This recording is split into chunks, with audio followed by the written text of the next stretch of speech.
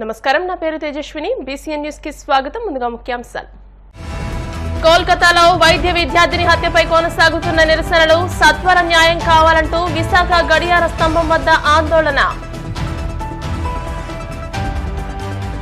కోనసీమ జిల్లా రామచంద్రపురంలో అన్నా క్యాంటీన్ను ప్రారంభించిన మంత్రి వాసంశెట్టి సుభాష్, మిగిలిన 75 క్యాంటీన్లను త్వరలోనే ప్రారంభిస్తామంటూ స్పష్టం. వరలక్ష్మీదేవి అలంకారంలో విజయవాడ దుర్గమ్మ దర్శనం, అమ్మను దర్శించుకుని తరించిపోయిన భక్తజనం. భక్తులతో కిటకిటలాడిన వాడపల్లి వెంకటేశ్వర స్వామి ఆలయం, శనివారం సందర్భంగా విశేష సంఖ్యలో హాజరైన భక్తులు. సత్వర న్యాయం కావాలంటూ దేశవ్యాప్తంగా విశాఖలో వైద్యుల నిరసనలు కొనసాగుతున్నాయి. రక్షణ కల్పించాలనే డిమాండ్తో దేశవ్యాప్తంగా వైద్యులు ఆందోళన బాటపట్టారు.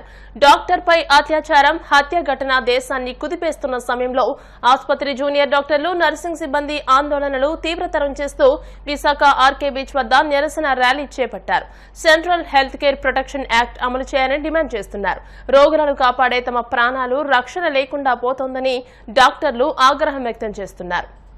We want justice! Justice! Justice! We want justice! Save the saviors! Save the saviors! Save the saviors! Save the saviors! Abali! Abali! Mabailadu abali! Abali! Abali! Mabailadu abali! Abali! Abali! Mabailadu abali! మహిళా డాక్టర్లపై అత్యాచారాలు ఖండించాలి! ఖండించాలి! మహిళా డాక్టర్లపై అత్యాచారాలు ఖండించాలి! ఖండించాలి! డాక్టర్లకు భద్రత కల్పించాలి! కల్పించాలి! డాక్టర్లకు భద్రత కల్పించాలి! కల్పించాలి! అమలు చేయాలి సెంట్రల్ ప్రొటెక్షన్ యాక్ట్ వెంటనే!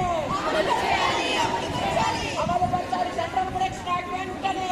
అమలు పరచాలి! అమలు పరచాలి! We want justice! We want justice! We want justice!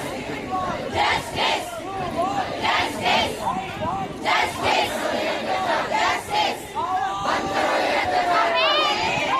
We want justice! We want justice! We want justice!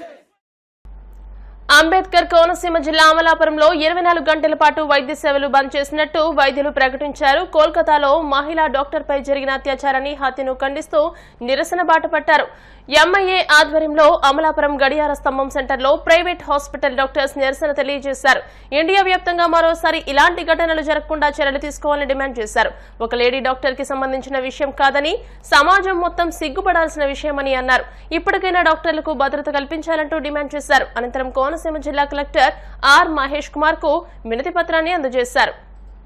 అన్ని రంగాల్లోనూ రాణించగలము, పురుషులతో సమానంగా ఇంకా ఎక్కువగా కూడా చేయగలము రుజువు చేసుకుంటున్న రోజుల్లో వాళ్ళకి సమాన అవకాశాలు ఇవ్వాలి అన్నది ఇది హాస్పిటల్లో కాదు, ఇది రేపు పొద్దున సాఫ్ట్వేర్లో జరగచ్చు, సాఫ్ట్వేర్ ఆఫీసులో జరగచ్చు, సాఫ్ట్వేర్ కార్యాలయంలో జరగచ్చు, షాపుల్లో జరగచ్చు, సినిమా హాల్లో జరగచ్చు, రైల్వే స్టేషన్లో ఎక్కడైనా జరగచ్చు. ఒక డాక్టర్లకు సంబంధించిన సమస్యగా సంఘం చూడకూడదు. ఇది ఒక మన కుటుంబంలో ఒక ఆడపిల్ల బయటికి వెళితే ఆ మహిళకి, ఆ ఆడపిల్లకి ఈ దేశం, ఈ సంఘం ఎటువంటి స్వాతంత్రం ఇస్తోంది, ఎటువంటి సెక్యూరిటీ ఇస్తోంది, ఇది ఎటువంటి రక్షణ కల్పిస్తోంది. ఏదో డాక్టర్లు 10 మంది ఏదో ధర్నా చేసుకున్నారులే వాళ్ళ సమస్య, ఇది వాళ్ళ సమస్య కాదు, ఇది ఎవరికైనా జరగచ్చు. I represent all the women in Konaseema, not only doctors. కలిపి మాట్లాడాల్సిన విషయం ఇది. ఏంటంటే చాలా బాధాకరమైన విషయం.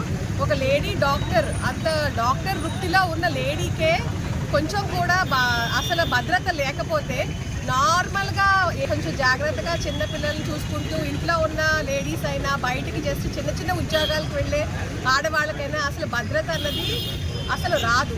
సో మనం యాజ్ అందరూ లేడీస్ని కూడా కలిసి వాళ్ళందరికీ భద్రత కోసం చేస్తున్నాం ఈ ర్యాలీ. ఓన్లీ ఒక డాక్టర్ కోసం కాదు, అది సమాజంలో అందరూ తెలుసుకోవాల్సిన విషయం. ఏంటంటే ఇది మొత్తం అందరు మహిళలకి సంబంధించిన విషయం. ఒక లేడీ డాక్టర్కే లేని భద్రత మామూలు మహిళలకు ఉండదు.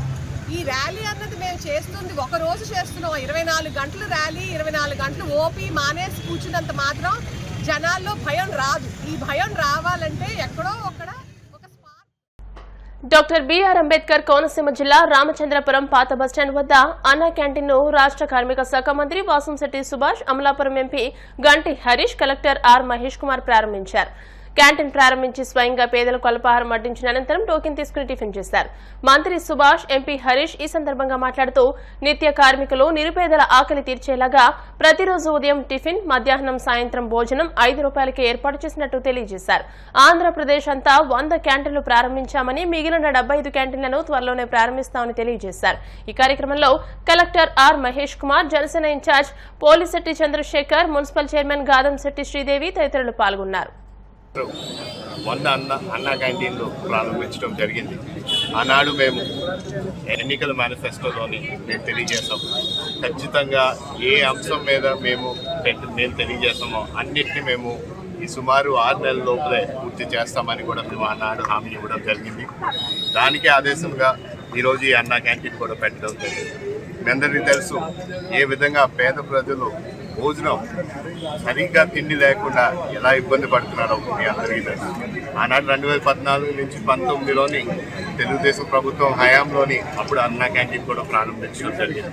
చాలా పొద్దున పూట బ్రేక్ఫాస్ట్తో పాటు లంచ్, డిన్నర్ అన్నీ కూడా సదుపాయాలు కల్పించడం జరిగింది. కానీ ఈ వైసీపీ ప్రభుత్వం 2019లో అధికారంలోకి వచ్చినప్పుడు ఆనాడు ఎన్నికల ముందు మాత్రం వాళ్ళు ఇవన్నిటినీ మేము తీసేయము, అన్నీ మేము ముందుకు తీసుకెళ్తామని మాట ఇచ్చి అధికారంకి వచ్చిన తర్వాత మాత్రం ఉన్నవన్నీ కూడా అన్నా క్యాంటీన్ కూడా తీసేయడం జరిగింది. అన్నదానం క్యాంటీన్ ఈరోజు పునఃప్రారంభమైంది. సుమారు 350 మందికి టిఫిన్తో పాటు 350 మందికి భోజనాలతో ప్రారంభమైంది.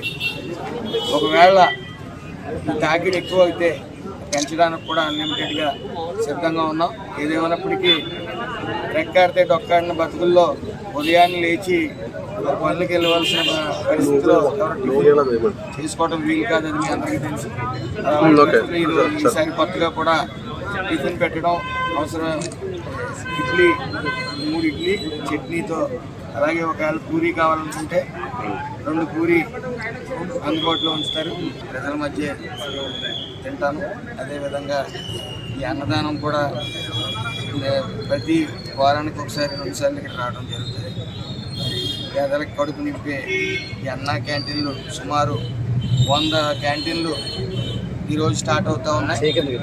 అలాగే మిగతా 75 కూడా అతి త్వరలోనే నెల రోజుల్లోపు మొత్తం స్టేట్ వైడ్ 175 అన్నా క్యాంటీన్లు అతి త్వరలోనే ప్రారంభం.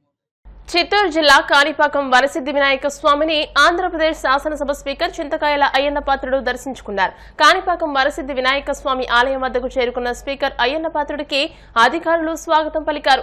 అనంతరం వరసిద్ధి వినాయక స్వామిని కుటుంబ సభ్యులతో కలిసి దర్శించుకుని ఆశీస్సులు అందుకున్న అనంతరం ఆలయ వేద ఆశీర్వాద మండపంలో స్పీకర్ అయ్యన్న పాత్రుడు, వేద పండితులు వేద ఆశీర్వచనం అందించగా పూతలపట్టు ఎమ్మెల్యే మురళీమోహన్ శేషవస్త్రంతో సత్కరించి స్వామివారి తీర్థప్రసాదాలు, చిత్రపటాల్ని అందజేశారు. అనంతరం అతిథి గృహంలో ఏర్పాటు చేసిన మీడియా సమావేశంలో స్పీకర్ చింతకాయల అయ్యన్న పాత్రుడు మాట్లాడుతూ అసెంబ్లీ స్పీకర్ గా బాధ్యతలు స్వీకరించిన తర్వాత మొదటిసారిగా కలియుగ దైవం వెంకటేశ్వర స్వామిని, తిరుచానూరు పద్మావతి అమ్మవారిని, కాణిపాకం వరసిద్ధి వినాయక స్వామి వారిని కుటుంబ సమేతంగా దర్శించుకున్నట్లు తెలియజేశారు.